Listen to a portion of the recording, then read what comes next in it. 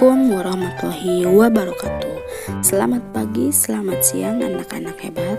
Kembali lagi bersama Ibu Eka Novia Nurliah, tentunya pada mata pelajaran otomatisasi tata kelola humas dan keprotokolan kelas 11. Apa kabar anak-anak semuanya? Mudah-mudahan tetap sehat walafiat dan masih semangat untuk belajar dari rumah. Nah, pembelajaran kita hari ini akan membahas kompetensi dasar 3.4 menganalisis etika dan kode etik profesi humas, dan 4.4 menggunakan kode etik profesi humas dalam mengatasi masalah.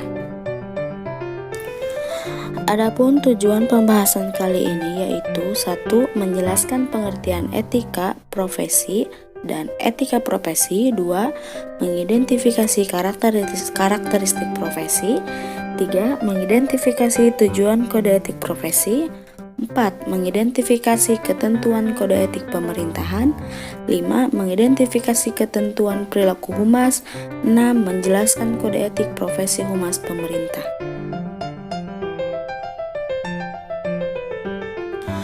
Etika profesi sangatlah dibutuhkan dalam berbagai bidang profesi.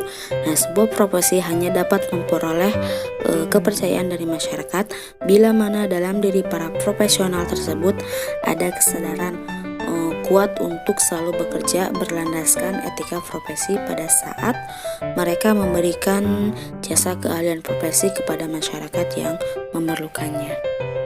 Yang pertama, pengertian etika. Secara etimologi, kata etika berasal dari kata Yunani yaitu ethos yang berarti adat kebiasaan. Nah, dari kata ini terbentuk istilah etika yang oleh Aristoteles dipakai untuk menunjukkan filsafat moral. Nah, filsafat moral itu merupakan cabang filsafat yang berbicara tentang tindakan manusia. Hal ini dikuatkan oleh pendapat Dr. Andes Haji Burhanuddin Salam yang menyatakan bahwa etika itu merupakan cabang filsafat yang berbicara mengenai nilai dan norma moral yang menentukan perilaku manusia dalam hidupnya. Nah, etika tidak mempersoalkan keadaan manusia, melainkan melihatnya dari sudut pandang normatif, mempersoalkan bagaimana manusia harus bertindak berdasarkan norma yang berlaku. Etika dalam bahasa Inggris disebut ethics, yang didefinisikan sebagai moral principles that govern a person's behavior, the conducting of an activity, yang mengandung arti bahwa etika adalah prinsip moral yang mengatur perilaku seseorang atau pelaksanaan sesuatu kegiatan. Nah, etika pada dasarnya merupakan sesuatu yang berada dalam diri manusia atau sekelompok orang dan diyakini sebagai sesuatu yang benar. Nah, etika juga bersumber dari pengetahuan, pengalaman, dan kebiasaan.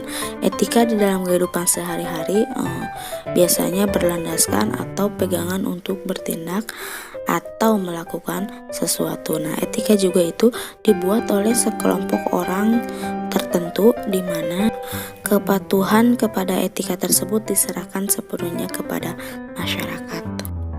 Nah, dengan demikian dapat disimpulkan bahwa etika itu merupakan nilai-nilai dan norma-norma yang menjadi pegangan atau pedoman perilaku seseorang atau masyarakat tertentu.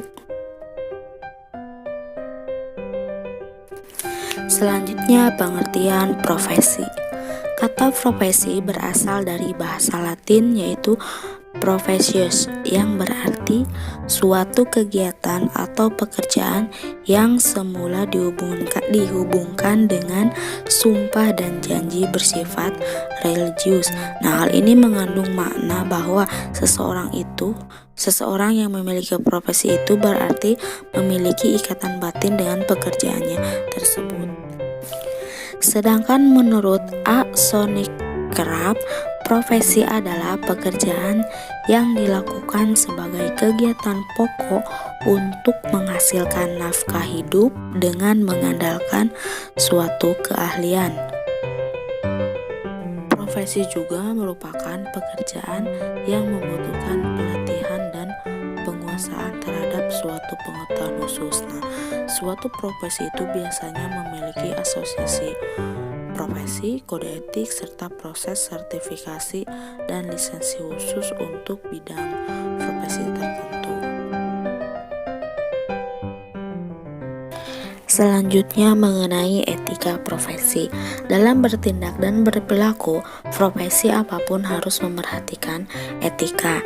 Nah, di sini ada beberapa pengertian etika profesi yang dikemukakan oleh beberapa para ahli.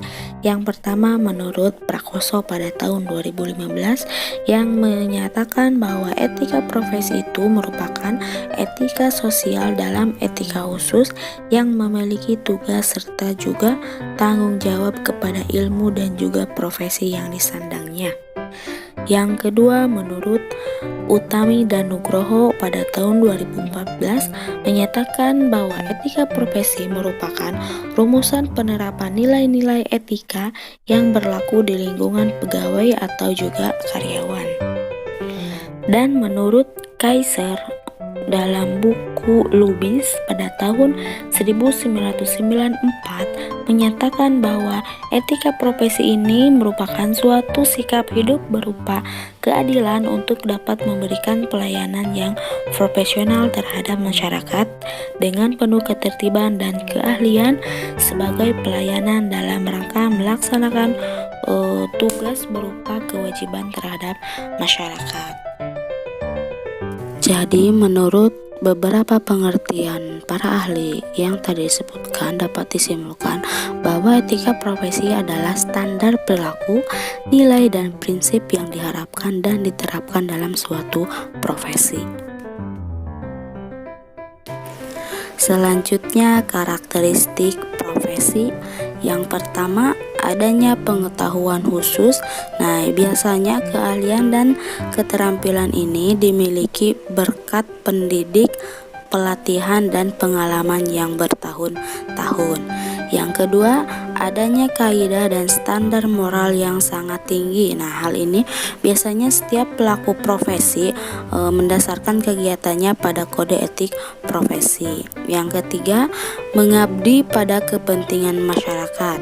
Nah, artinya setiap pelaksana profesi harus meletakkan kepentingan pribadi di bawah kepentingan masyarakat. Yang keempat, izin khusus untuk menjalankan suatu profesi. Setiap profesi akan selalu berkaitan dengan kepentingan masyarakat, di mana nilai-nilai kemanusiaan berupa keselamatan, keamanan, kelangsungan hidup, dan sebagainya. Maka untuk menjalankan suatu profesi harus terlebih dahulu ada izin khusus. Dan yang terakhir, kaum profesional biasanya menjadi anggota dari suatu profesi di bidang tertentu. Berikutnya, kode etik profesi. Yang pertama, pengertian kode etik profesi. Dalam organisasi profesi, etika profesi yang diterjemahkan dalam aturan-aturan tertulis disebut kode etik profesi. Nah, secara bahasa atau Kamus Besar Bahasa Indonesia, kode etik merupakan norma dan asas yang diterima oleh kelompok tertentu sebagai landasan tingkah laku. Nah, jadi kode etik merupakan sebuah peraturan yang tertulis, mengikat, dan memiliki sanksi. Nah, berbeda dengan hukum yang berlaku untuk seluruh masyarakat, kode etik hanya mengikat pada sekelompok profesional tertentu saja. Nah, contoh kelompok profesional itu misalkan Ikatan Dokter Gigi, Ikatan Wartawan, Ikatan Psikolog, Ikatan Dokter, dan yang lain-lain. Nah, kode etik pasti tertulis dan memiliki sanksi yang tegas seperti dikeluarkan dari ikatan profesi, larangan untuk melakukan profesi, dan lain-lain. Kode etik ini lebih mempertegas, memperjelas dan merinci norma-norma ke bentuk yang lebih sempurna, walaupun sebenarnya norma-norma tersebut sudah tersirat dalam etika profesi. Dengan demikian Kode etik profesi merupakan sistem norma atau aturan yang ditulis secara jelas dan tegas serta terperinci tentang apa yang baik dan tidak baik, apa yang benar dan apa yang salah, dan perbuatan apa yang harus dilakukan dan tidak boleh dilakukan oleh seorang profesional. Jadi dapat disimpulkan bahwa kode etik profesi merupakan aturan susila, sikap baik atau tidak baik yang ditetapkan bersama dalam suatu kelompok profesional dan ditaati bersama oleh orang-orang yang bergabung dalam organisasi profesi tersebut. Kode etik bersifat mengikat dan memiliki sanksi. Berikutnya, tujuan kode etik profesi. Kode etik ditetapkan dengan tujuan yang pertama, menjunjung tinggi martabat dan citra profesi, terutama kesan dari masyarakat sebagai upaya mencegah orang luar memandang rendah suatu profesi. Nah, oleh karena itu, setiap kode etik suatu profesi akan melarang berbagai bentuk tingkah laku anggotanya yang dapat mencemarkan nama baik profesi di dunia luar.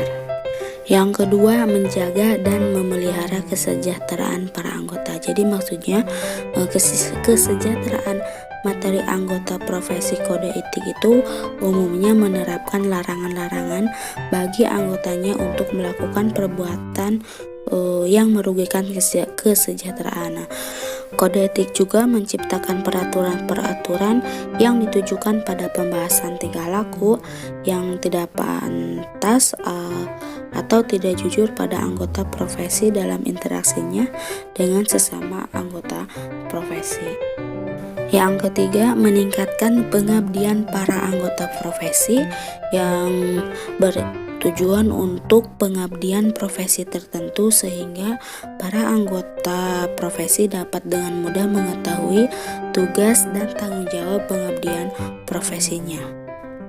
Nah, dengan begitu, menurut Sony Akeraf menyatakan ada dua tujuan kode etik profesi. Yang pertama, kode etik bermaksud melindungi masyarakat dari kemungkinan dirugikan oleh kelalaian baik secara disengaja maupun tidak disengaja oleh kaum profesional. Yang kedua, kode etik yang bertujuan untuk melindungi keseluruhan profesi tersebut dari perilaku-perilaku buruk orang tertentu yang mengaku dirinya profesional. Nah, itu menurut Sony Akeraf pada tahun 1998.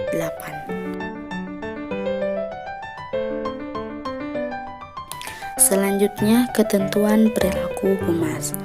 Yang pertama, perilaku terhadap klien atau atasan. Anggota Perhumas Indonesia yang pertama harus berlaku jujur dalam berhubungan dengan klien atau atasan. Dua, tidak mewakili dua atau beberapa kepentingan yang berbeda atau yang bersaing tanpa persetujuan semua pihak yang terkait. Yang ketiga, menjamin rahasia serta kepercayaan yang diberikan oleh klien atau atasan maupun yang pernah diberikan oleh mantan klien atau mantan atasan. Yang keempat, tidak melakukan tindak atau mengeluarkan ucapan yang cenderung merendahkan martabat klien atau atasan maupun mantan klien atau mantan atasan. Yang kelima, dalam memberi jasa-jasa kepada klien atau atasan, tidak akan menerima pembayaran komisi atau imbalan dari pihak manapun selain dari klien atau atasannya yang telah memperoleh kejelasan lengkap.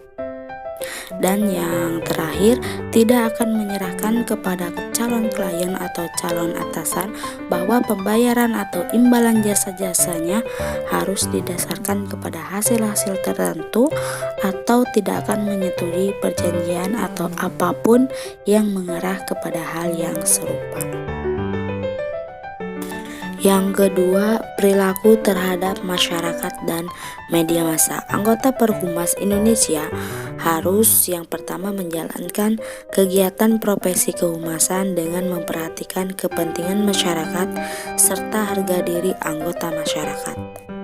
Yang kedua, tidak melibatkan diri dalam tindak manipulasi integritas sarana maupun jalur komunikasi massa. Yang ketiga, tidak menyebarluaskan informasi yang tidak benar atau yang menyesatkan sehingga dapat menodai profesi kehumasan. Dan yang keempat, senantiasa membantu untuk kepentingan Indonesia. Yang ketiga, perilaku terhadap teman sejawat. Praktisi kehumasan Indonesia yang pertama harus tidak dengan sengaja merusak dan mencemarkan reputasi atau tindak profesional sejawatnya. Namun bila ada sejawat bersalah karena melakukan tindakan yang tidak etis, yang melanggar hukum atau yang tidak jujur, termasuk melanggar kode etik kehumasan Indonesia, maka bukti-bukti wajib disampaikan kepada Dewan Kehormatan Perhumas Indonesia. Yang kedua, tidak menawarkan diri atau mendesak klien atau atasan untuk menggantikan kedudukan sejawatnya. Dan yang ketiga, membantu dan bekerja sama dengan sejawat di seluruh Indonesia untuk menjunjung tinggi dan mematuhi kode etik kehumasan. Selanjutnya, kode etik humas pemerintah.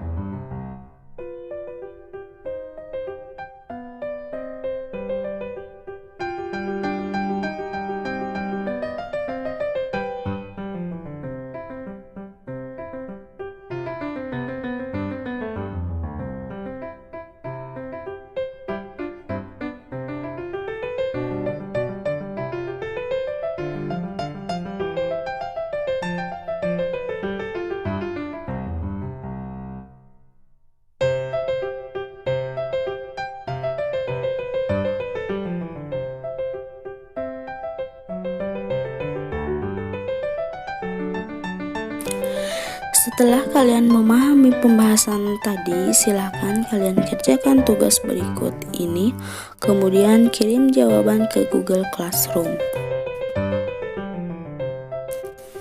Selamat belajar, salam sukses. Demikian pembelajaran kali ini, semoga bermanfaat. Sampai jumpa di pertemuan yang akan datang.